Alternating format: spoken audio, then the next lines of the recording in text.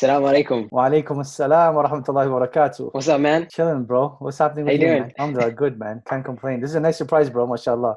Yeah? Yeah, look, took you a couple of years to finally get in touch, but alhamdulillah, that's great, man. You know, later better than never, right? Alhamdulillah. I like to call you every couple of years. Yeah, that's good. Maybe one day you'll return my chocolate to me as well, inshallah. Yo, where's my chocolate? Where's my chocolate, man? They're with your sour grapes, bro. They're with your sour grapes. I'm never gonna forget that. You know that, right? Same here. Neither will I. You offered me sour grapes. No. You didn't want those grapes yourself. You're like, here, Navaid, have the sour grapes. You had my amana. You had my chocolate. And it is gone. That's how this works, bro. That's how this works. Alhamdulillah. So how is it there at the in the office? In the office, things are pretty chaotic without Michael Scott around. But as a new manager of Dunder Mifflin, I think I'm doing a pretty good job. Alhamdulillah. Do you do classes and stuff with this background? Wallahi, I've been waiting to use this background. I've never found an opportunity to use it. And I was like, today's the day I'm going to use it. So it worked out perfect. You really caught me off guard. Like for the first second or two, I was like, wait, what? What's going on? I usually just use like the Medina background, or today I had like the Hajj lecture, so I had like the Kaaba background, but I've never got a chance to use this, bro. And it's perfect timing, alhamdulillah. Alhamdulillah. So what's up, man? How's it? How's Canada doing? Canada cases are going up again. So really? A lot of things are up in the air. I mean, alhamdulillah, it's not as bad as the States, but like considering that our numbers were dropping and then they're going back up now. But I guess that's what summer brings, right? Everyone wants to be out and about. So I guess everyone's just worried about that. Other than that, I've been focusing a lot on my side business as of these days. So I have what's your side business? Just like consulting for like public relations and stuff. Okay. So because of COVID, a lot of things have shut down. I wasn't traveling as much, but I'm back to traveling within like Canada, within Alberta mainly. So did that. So is it driving or is it like you get to fly as well? You can fly, but I just prefer to drive. Like the flying situation is so terrible, man. Like who wants to be stuck in an airplane with like someone coughing and sneezing next to you? You don't know if it's COVID or not. It's a very stressful situation. Yeah. I feel like driving is a lot better, obviously, because you're in your own car, and then wherever you're going, you can still social distance and stuff. But when you're in a plane, there's nothing you can do. I was asking about Canada because like from my perspective, like being in America, I feel like nothing can be worse. Like everywhere else in the world, like things are getting better, and America is the only place like we're doing a terrible job. Yeah. So I mean, had you told any country in the world that Kanye West was running for president, they're like, you got to be kidding me. But in America, things like that become reality. I don't know, man. I have like this feeling that we're gonna get another 4 years of Trump. Oh, and I can't shake that feeling, man. But I mean, realistically though, I don't feel confident in Biden beating him. And I think as long as Trump keeps riding the economic wave of like the stock market going crazy right now and setting like new highs and records, people are gonna vote him back in, bro. Man, all we can do is make dua and go vote. That's it, bro. What do you do when you live in a shoe? Move into a boot and get laced, bro. Yeah, I don't know what you're talking about. I don't know what that means either. I don't know where you got that from. Supposedly what they say. But that sounds pretty crazy, I must tell you. That's supposedly what they say. I don't know where you heard that. That's good, man. It's good to see you after, a couple months, I think. No, man, more than that. I think probably around Eid, maybe. Yeah, so 2 months at least. Before Eid. Actually, this is Ramadan. It was on a Al-Maghrib Zoom call. No, bro. You remember we had like that late night conversation? Oh, right. We got 3 hour. Yes. It's been a long time. That was after Ramadan then, I'm assuming. Yeah, that was after Ramadan. Yeah. Alhamdulillah. How are the kids? How's the family? How's everyone? Everyone's living and living their best life. Not their best life, but what does that mean, bro? Like I hear people say that all the time, like, oh, he's living his best life or she's living her best life. Like, what does that mean to you? To me, it means that nothing is going on in their lives and they don't want to say that, so they say living their best life. I don't know. I always think like when someone says that, they just mean like they're, I don't know, doing the best with what they have, right? Or they're happy in their situation. But realistically, like when someone says best life, it means like everything in their life is phenomenal. Yeah, And true. I just don't know how realistic that is, man. Like, yeah, but it's never, yeah. Exactly. Like there's always something that's going to be like difficult or troubling or not perfect, right? Yeah. Yeah, like for perfection sure. is only for Jannah, bro. And for social media. And for social media. And everything looks amazing on social media. Everyone's life is great. Yeah. Everything is awesome. Which is crazy, isn't it? Like, why do people feel the need to tell everyone that their life is perfect? Like, why do you have to tell people, give the people that impression? Like, why is that so important, subhanAllah? Yeah, I guess maybe part of it is that it helps them feel better about their situation. Yeah. And I think a lot of it also has to do with the release of dopamine in your brain when you get likes and comments and, people praise you and that feeling like, you know, like your life sucks, but it's like, at least online, I feel good about myself. I had like this short-term subscription to Forbes magazine. And I remember a couple of months back, they had this article on Kylie Jenner. And Kylie Jenner, she runs like this makeup company where the evaluation of the company was supposed to be over $1 billion. And she sold part of that company, which would officially make her like the youngest billionaire ever. So eventually, like one of these big firms did the math to figure out, is she actually a billionaire? And it came out to that she only had $900 million as opposed to $1 billion. And then Forbes was saying that Kylie Jenner, or actually not Kylie Jenner, but the whole Kardashian PR firm or whatever they use, got in touch with Forbes to correct the error that she isn't actually a billionaire and not a 900 millionaire. Because that's obviously an fact. And I think that for me is a clear like manifestation of what social media is like. Like you have to have this pseudo fake, unbelievably perfect life on social media. I'm always surprised when you see someone who's a little bit older do that online, because I don't know, it just feels like, don't you reach a point in your life where you're like, okay, this is obviously like really shallow and I'm beyond that. But you know, that's the thing, like growing up, you were 20, 30, 40, 40. But nowadays it's like 40 is the new 30 and 30 is the new 20 and 20 is the new 10, like however that works, right? So we're just delaying the progression of maturity to be young for as long as we possibly can, both emotionally and physically. Do as many surgeries as you possibly can, get Botox done, and keep living your young life, even into your 80s. Okay, so what about like this surge of like uncles and aunties online now, like on Facebook and like even honestly, like even Instagram? So like, how do you explain that? Again, like I think social media as a phenomenon has reached that phase where it's become mainstream, right? So you have the early adopters that picked it up very early, which was like a decade ago maybe, and now it's becoming mainstream that everyone's on it, and it's become like this way of communication that everyone uses. And I think that's just like product adaptation at its finest. Yeah, communication, and I would even say like a form of entertainment. Like I know. Actually, let me ask you: are you on TikTok? A'udhu billah. So I'll take that as a yes. That is no, absolutely not. Absolutely not. Okay, alhamdulillah. So look, I mentioned this in my last live talk as well, but I'll say it again, just so you know, there's more to you'll see.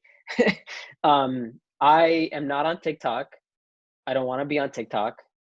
I will never be on TikTok.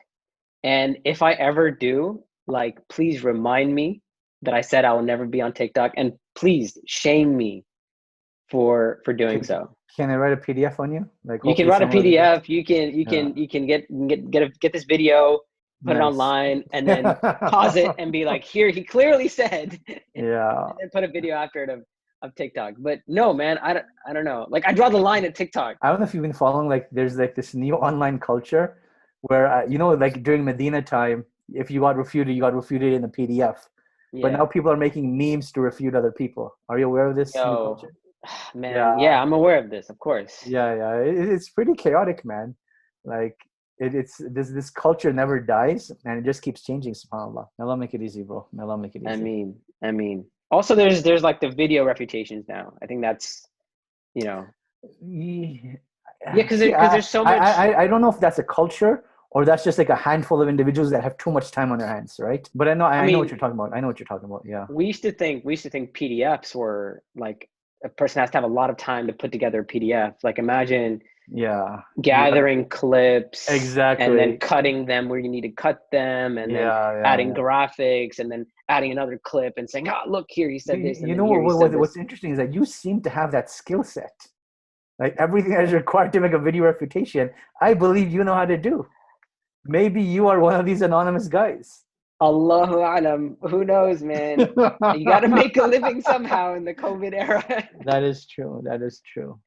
Somebody tweeted at me today. They're like some about. They're like, oh, he might have an anonymous account on Twitter. Ajee. And I was like, wait, is that a thing? Like people have multiple accounts, like anonymous accounts? Bro, people do everything in this day and age, man. I actually, I mean, you know this, and I say this all the time, but I actually don't even think, public speakers should be giving out they shouldn't have like one-on-one contact with, especially the opposite gender, Of course. Like private 100%. Messaging and DMs and, bro, every 6 months there's a new scandal. New scandal, man. And what does it always go back to?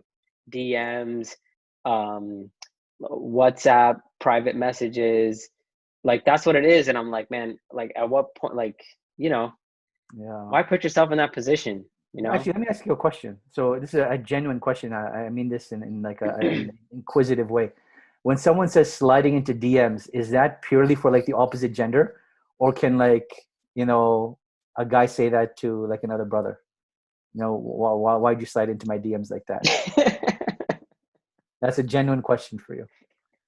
You're not serious, are you? No, I am. Is that purely Before I answer this question, you know what this reminds me of?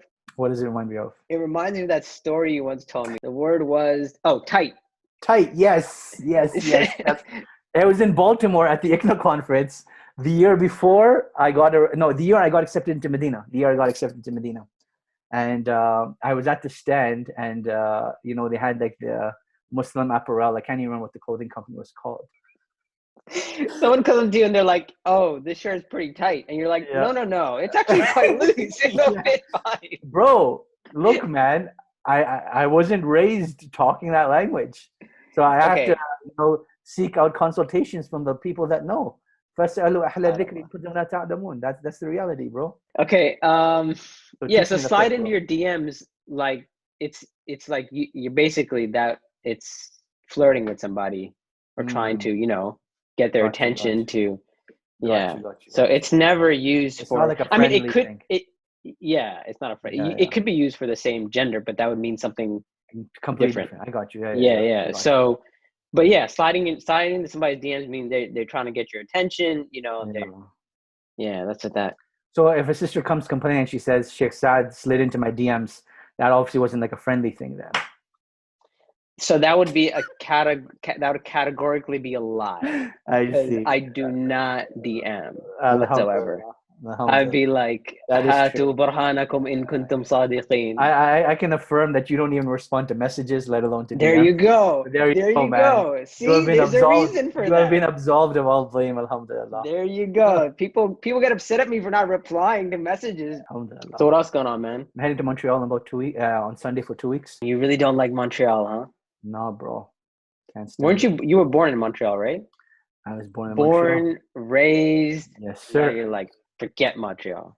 As someone taught me, bye, Felicia. That's it, bro.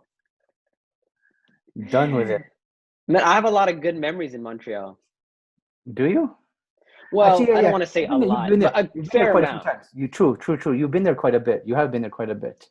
Like the brothers there, like really cool. Good guys. Yeah. I've always associated Montreal with you as well, so I tend to have a positive impression of I think positive thoughts when I think of Montreal. But obviously, you're not there now, so. And I think like visiting Montreal is a great place to visit, but living there is just a nightmare, bro. It was racist growing up, and then it became legislation, and the legislation is just horrendous, bro.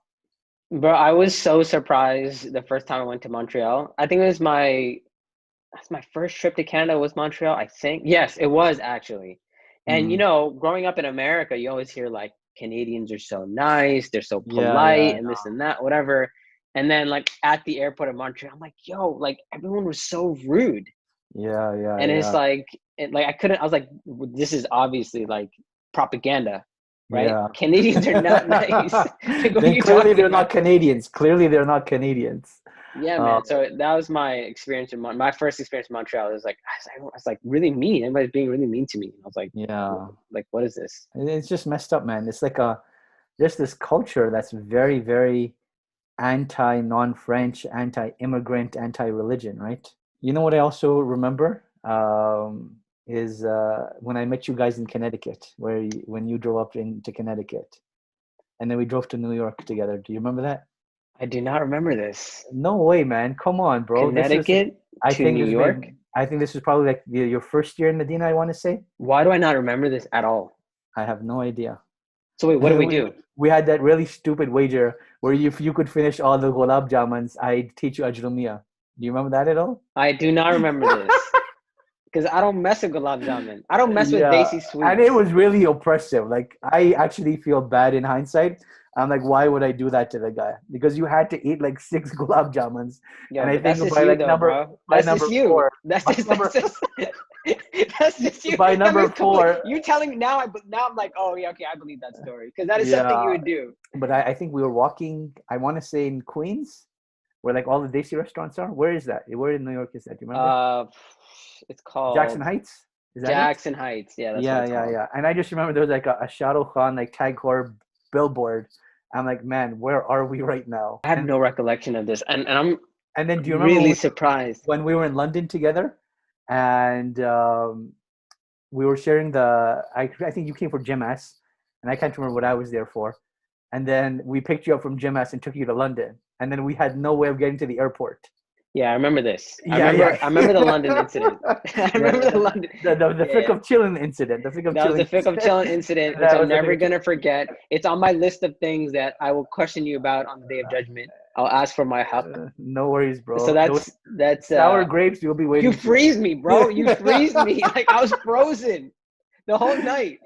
Bro, it was so cold. And then I wake up and you're like, that's the Fick of chilling for you. Oh man, good times, man. And I just remember trying to get to the airport was so chaotic. Yeah, we almost didn't make it, right?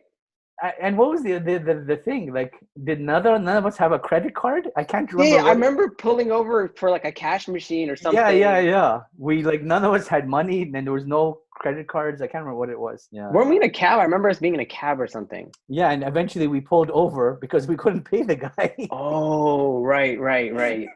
Is that gonna happen again? Am I gonna chill with you in London Inshallah. again? Let's do it, bro. Let's do it, man.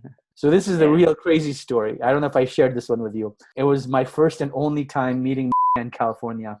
So I was like, we got to go somewhere nice. So I looked up this steakhouse and I'm like, let's go here. I go there, and this was when Mohammed bin Salman was coming to tour the United States. So he was staying at that hotel, but arriving tomorrow, but his entourage had already arrived. And they refused to be cooked for by anyone other than Wolfgang Puck. Wow. So Wolfgang Puck was there himself cooking all of our food that night. And he was, nice enough to come out to the table, introduce himself, and allow us to take pictures. And he took me back to the kitchen and showed us all the different cuts of steak he had and stuff like that. Wow. Yeah. That's some fine dining right there, man. That is some real fine dining, man. So I was having this conversation with someone about how I've never had food that I've like my mind was blown by. Like I'm like, oh, this is the most amazing. Like I've had good food, right? And people are like, well, you're not a foodie, you don't enjoy food. I enjoy food. I like food. Yeah. But I've been to like nice places, expensive places, but I've never had food that really like I was like, wow, that was just amazing. Is it just I haven't been to like a nice enough place, or I'm just so there's two things that come well, it's actually, let's say 4 things. 2 of them are extremely important, and the other 2 are not as important. Bro, you sound like you're about to give Muhadara, man. You're about to give a lecture. Bro. So you need to have quality ingredients, and you have to have a good chef. Then you have to make the presentation nice, and you have to have a good ambiance. That is what it takes to have a good quality experience over food. So I've been to places like that. And don't get me wrong, like the food was, I've enjoyed food, right? But I've never had food. And I'm not even talking about like, okay, so the fancy places, that's one thing, right? I've been there, I've done that. But even like, this hole in the wall thing, which is like the most amazing like chicken sandwich in the world, whatever. And I've had it, I'm like, yeah, that was good. I enjoyed it. But like I feel like people overpraise food like way too much. Like I don't understand it. It never So, like. do you create reference points for food? So, for example, when I have steak now, almost all those reference points go back to this Wolfgang Puck incident. Is it as good as that? Right. So that's when you had something good, that it becomes a reference point that you compare other things to. So okay, I get that, right? You compare one thing to another, and compared to that, it was good. But I don't have something which is all the way up there that I'd say like, oh, something tops this, then it would be amazing. Because I never thought any type of food was amazing, right? Like I thought it was like, if I was putting it on a scale, I've never had something which is better than like 8 out of 10, which is good. Yeah. But it's not like, oh my God, like that's just. Then I think me and you need to hang out more. I think, Bro, I've been to some, like you've taken me to some of these places, and like, don't get me wrong, I enjoyed it. Jazakallah khair, by the way. No, I don't think I think our reference point is like Xinjiang in Medina. No, get out of it. Man, I'm not talking about that, dude. Like even like dessert. Or even better, Wadi Mubarak. I know how much you loved Wadi Mubarak. Bro, that's my favorite place to not go. You hated that place, bro. But I just don't like Saudi food, to be honest. Like I'm sorry. Like, okay, once again, let me clarify. I don't dislike it, but I'm not like, I don't particularly enjoy it. Yeah, right? yeah. And I don't know, man. Maybe I'm too simple when it comes to food. Like I enjoy food, but honestly, like give me like some nice pizza, right? Honestly, like Pizza Hut, like I'm okay with Pizza Hut. Yeah. Hand tossed cheese pizza, I'm good. Like that, I'll enjoy myself. Fine. Like no one's saying to be a food snob, but also like from the enjoyments of the dunya is good food, right? No, I know, I agree, and I'm trying to enjoy it. I'm trying to find it, but I'm like, why don't I feel that enjoyment? Like at least to that level. Yeah, you need to have someone build up the excitement, and then have that excitement delivered on. I mean, I've tried every, like whenever somebody says like, oh, the most amazing, I'm like, listen, you need to calm down, because I've heard that so many times. Most people don't know what they're talking about, right? You can even tie this into like colognes and fragrances, right? They're like, if someone tells you that, hey, Polo Sport is amazing, yeah, maybe in the world Polo Sport is amazing. Why are you hating on Polo Sport, but man? You can't say that's the epitome of all fragrances, right? I don't know, man. I guess it's relative to me. Like I just feel like it's relative, right? True. Like for somebody, like they may enjoy something to like and aren't our tastes like different? They are, true. Right? So someone like, actually, I will never be able to know how something tasted to you. That's true. You won't be able to know. You won't be able to know how something 100% tasted to me, but you can have a similar appreciation. There's like, beauty is in the eye of the beholder, but there are certain things that are pretty objective as well, that maybe not all people will agree upon, but a lot of people will agree upon. I agree. Alhamdulillah. Jazakallah khair, man. It's good to talk to you. Well, yeah, likewise, man. Always a pleasure, bro. I can hear my kids. They were out, so I can hear them coming back in, and there's about to be a storm coming through right now. Bismillah. Please give my love and salams to everyone, inshallah. I will. Likewise, you as well. Will do, inshallah. And inshallah ta'ala, I will talk to you in 4 months. Sounds good, bro. Sounds like a plan, inshallah. All right, man. Take care, inshallah. Assalamu alaikum wa rahmatullahi wa barakatuh. You too, man. Wa alaikum assalam wa rahmatullahi wa barakatuh.